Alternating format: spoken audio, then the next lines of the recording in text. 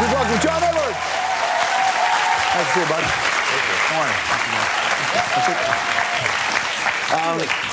How's things? Things are good. Like just aged like 40 years. Like watching myself there, it's kind of freaky. Your whole life, it's almost I haven't like seen that Saturday Night Live clip in a really long time, so it's kind of like funny watch. it's like a video eulogy in a sense, isn't Kind it? of spooky.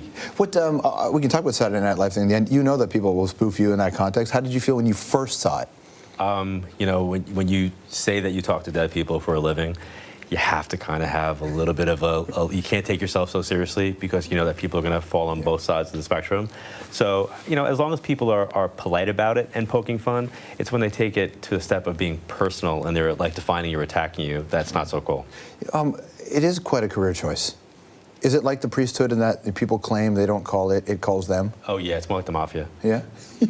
Which is not unlike the priesthood in some religions. In some. No, I say that not so lightly in the sense that you do have a calling to do this, and it's not something that you, like, I'm a few credits short on my master's degree in healthcare and public administration, and if you would ask me what I was going to be doing, that's what I was going to be doing. This work exploded on me in a place that I needed to make a decision. And it was very, very hard for me to say, you know, as a married guy, like, I'm going to quit my normal job that has 2.5 to 3 weeks vacation with a 401k plan, because that's what you're supposed to do, and then do this, which has nothing attached to it, and just say, like, I'm going to go do what my passion is. You know, if we do pop psychology on anybody, it turns out the things they end up doing in their life somehow charts back to their childhood. I suspect that this has to for you as well, doesn't it? I think in some ways, you know, watching the piece, like my mom's side of the family was totally into the subject matter. My uncles, my aunts, my grandmother. But my dad's side of the family was not. But your mom used to throw parties, didn't they? Like, oh my God, yeah. They would have like, maybe like once or twice a year, they would have some psychic person come to the house. But my father's rule was, I don't want my son around that. I want him out. Yeah. So I was never allowed to be around. Then around the age of like 13, my mom and dad split. I lived with my mom, and she would just say, look, do not discuss this with your father because I don't want to have to deal with him. Right. But I had adopted his mindset that this couldn't possibly be real. And then when did it occur to you, in your mind, you thought it might be real? It occurred to me that it might be real when I went to debunk one of the women that they had at the house, and I couldn't. You couldn't debunk? I couldn't debunk her. Were you qualified to debunk her, or was it just based on, I thought I was. I was a smart-ass sophomore in high school, and I was like, I'm going to go in there. You can't even debunk a Rubik's Cube at that stage. I'm going to sit there, and I'm going to do all the stuff that people, you know, I made sure that there was nobody would know. I just sat there, and I just like looked at her. I wouldn't give her anything. The woman did not even look at me. Mm-hmm. She had her eyes closed. She was holding my high school ring, and she was doing something called psychometry, which is where you hold an object, and you pick up the person's energy from the object, and the first words out of her mouth was, this was what I was supposed to be doing. And I remember like looking like, okay, come on, how psychic could she be? Why would she try to get me to join her quote unquote group? Yeah. She has to know that I don't buy this, but she just did not. She just went right past me and just kept going. I'm sure you understand why people think this is craziness, right? I do, because I think that people think a lot of things are crazy when they don't understand it. Like I found myself watching stuff and listening to people talk and thinking, wow, that's like insane. And then I find myself stopping and going, wait a minute, you don't have a right to say that. Listen to what the person's saying, and then formulate whether or not you subscribe to it or not. What's the first time when you feel like you are talking to somebody who's dead? What's that first thing? For me, the first time would have to be in my dreams. I used to dream of I used to call him my little old man friend, and it turned out to be my mom's dad, my grandfather, who I never knew. He had been gone for like 10 years before I was born. Did you explore possibilities that maybe it would be a scientific explanation? It could be hormones in your brain or things firing off in a particular way that made you think you were feeling that? No, because when somebody gives you information that's factual about the future, no, but I did, as a kid, they actually did think that I had a tumor. Yeah. But I didn't. I was fine. Maybe I am psychic. According to your book, sir, I could be. Absolutely. According to many people, most people in this audience and watching at home actually are. They're psychic. Everybody's psychic. What is psychic ability in your mind? Because not everybody can speak to the dead. Right. Psychic ability is using energy and understanding the trends of energy, and that's probably the thing that I like people to understand is that we're all energy, and your thoughts manifest your future. So if you can direct your energy towards a future, then you can create your outcome. So for the people going, oh, I'm a victim, this happened to me, shift that thinking, shifts the outcome. Right. But now take that energy to the other side. Think about it like Facebook. Yeah. I think it's the original social network. The dead people floating around? Yeah, it's ghosts in the house? The original concept of like where inspiration of that would come from. It's like, you know, when I hear like, except everybody's profile is very private. Right? But you can be, you know, spirited instead of friended. You know what I'm saying? Like you can be acknowledged, or you could be, somebody could let you know that they're around. It's how we stay connected.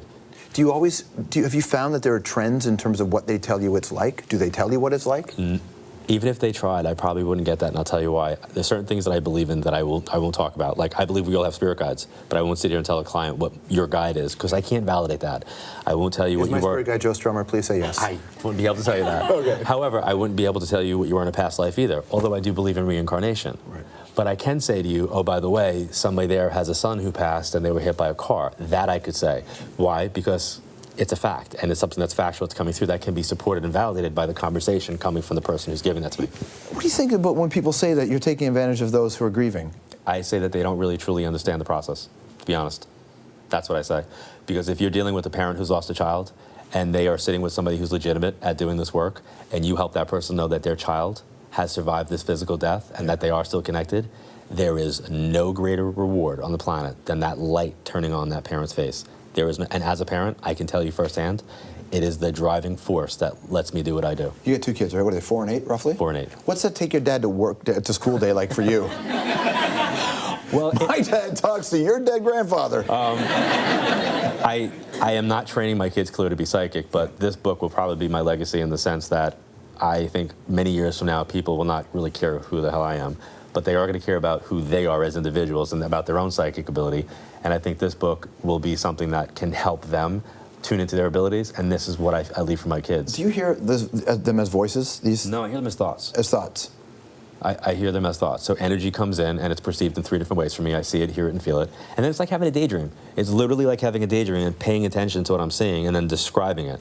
I say this with no glibness because I'm very curious about this. And when you see people who are battling mental illness, and a lot of them dealing with schizophrenia, they hear stuff too, and Right. they have thoughts that pop into their head as well. Right. And that we all have some version of mental illness in our life. It's just, however, our physical manifestation. So when I hear this, what's the difference between you and somebody on the street who's not getting the proper treatment? Maybe they are psychic too. Maybe they are. It's very funny you should say that, because a colleague of mine who's now passed, and I take this as a sign that she might be around me, because this was her classic line. She did not talk to me at all. No, she did. So if she did, Yes. she would have to, okay. Not even here. We were driving past a place called Creedmoor in New York, which is a psychiatric hospital, and she was very, very quiet, and she said, gee, I wonder how many of us are actually in there right now. Yeah. And I looked at her, I was like, in Creedmoor? And she's like, yeah, think about it. She said, we just have a better grip on what it is that we're doing. We understand the reality upon which we're living. She goes, some of them are probably better than we are at what we do, because they don't have that grip. And I'm looking at them like, so basically you're telling me that I'm a nutbag. That's what you're telling me. Yeah. So Potentially, right? well, maybe a little bit. Maybe we all need to be a little crazy then. You obviously clearly believe in what you believe in. As the great Spider-Man once said in that book, with great power comes great responsibility. Absolutely. And Stan Lee is a genius for that particular line. So You're also picking one of my favorite superheroes, but that's Spider-Man? okay. Yeah, I'm reading your shit, John. I'm reading your shit, man. He's got a Spidey sense. He does have a Spidey sense. When you were a kid, did you think you were Spider-Man? You're like, I did. I just couldn't understand why I couldn't stick to walls when I. So you believe it to be true, so is it a heavy responsibility? It's a huge can't be a fun responsibility. headspace to be in, man. No, it's a huge responsibility, and this book I've taken a lot of flack for, because I have a very harsh tone in it, and I'm very, very strict for anybody that's looking to develop their abilities, because I want them to take the responsibility of it very seriously, because your words do have an impact. So yeah, it is a huge responsibility, but one I don't take lightly. So Saturday Night Live in South Park, Miss Cleo, famed TV psychic, ripped her head off in Celebrity Deathmatch. Celebrity Deathmatch, I was not happy. I lost. I lost to Miss Cleo. Yeah, hello. How do you feel when you get lumped in with people like that? Not good. No? Not Because good. there are enough hucksters out there that... That's why. Yeah, not good. But you know what? It's, for me, listen, to be parodied on something like that it means that you've permeated pop culture enough that people would understand who you are. So. Sure. Do you think Facebook and Twitter are bad for our psychic health? I don't think that they're bad. I personally think that they open you up energetically to allowing that kind of stuff in, where instead of having a conversation with somebody, they'll make a statement, and then it gets put on their wall, and then it gets tweeted out to how many other people, and then it creates... So if you're having a bad day and you put on your status, I'm having a bad day, and you have 200 friends, now 200 friends are now thinking about you having a bad day, compounding you having a bad day. So it's self-fulfilling in a sense. It does. Do you believe in The Secret?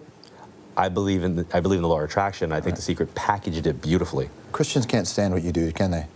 Not all Christians. I think people who have fundamentalist beliefs, or actually more importantly, if you just boil it down to people who come from a place of fear, that they could, yes, people like that who are coming from a place of programming of fear, then yeah, they have a problem. Rapid fire anthropology. Favorite movie, Ghost or The Sixth Sense? Ghost. Have you ever been harassed by a ghost? No. All right, favorite Ghostbuster, Dan Aykroyd or Bill Murray? Dan Aykroyd. Dan Aykroyd. That's almost the right answer. All right, you're half Italian, half Irish. Which side of the family are better Catholics? Italian. Italian. There you go. Do you play the lottery, and are you allowed in casinos? I have played the lottery, and I am allowed in casinos. So you let you in casinos? Really? Dude, don't dead people tell you what's coming next? Can't they see? If I'm playing, no. Nice. True or false? You met your wife in a ballroom dance class. I did. She was my teacher. What's harder to learn, the cha-cha or the merengue? Cha-cha. All right. What's harder, learning to communicate with the dead or learning the cha-cha? Cha-cha. Does the fact that you do what you do for a living suck for your kids because they will never be able to sneak drugs by you because you'll know? Let me just tell you, they are screwed. Are they? Can you tell when people are up to no good? Yeah, oh, yeah. Yeah? I nail my son all the time. I'm laying the groundwork now. Like, I'll call him up and I'll talk to him. I'll be like, so what happened today at the school with, and I'll describe it to him, and he'll be like, were you there? And I'm like, no, but my eyes will always be there. And I'll go like that. But are you bullshitting them just saying I'm that? not. Okay, fine. No, I'm absolutely not. How many times have you been mistaken for that douchebag U.S. Senator John Edwards, and did his extramarital affairs ever complicate your life? Let's just say that I feel unfortunate for him as well in having to be compared to me and trying to be a politician. But yeah, it's not pleasant when you're like walking through your house and you hear your name on CNN. Yeah. No kidding. Your lady looks at you and go, excuse me? Something you What'd you wanna do? say? Yeah. Yankees or Mets? Neither. Whoa! You live Long Island. Aren't you from Long Island? Neither. Islanders or Rangers? Neither. Neither. Do you like sports at all? No, obviously not. Nothing? Soccer? Nothing? No, I was that fat kid on the bleacher who was like, it was me or the girl getting picked for the team. The book is called Infinite Quest. John Edward, everybody. Thanks for watching. We'll see you next time.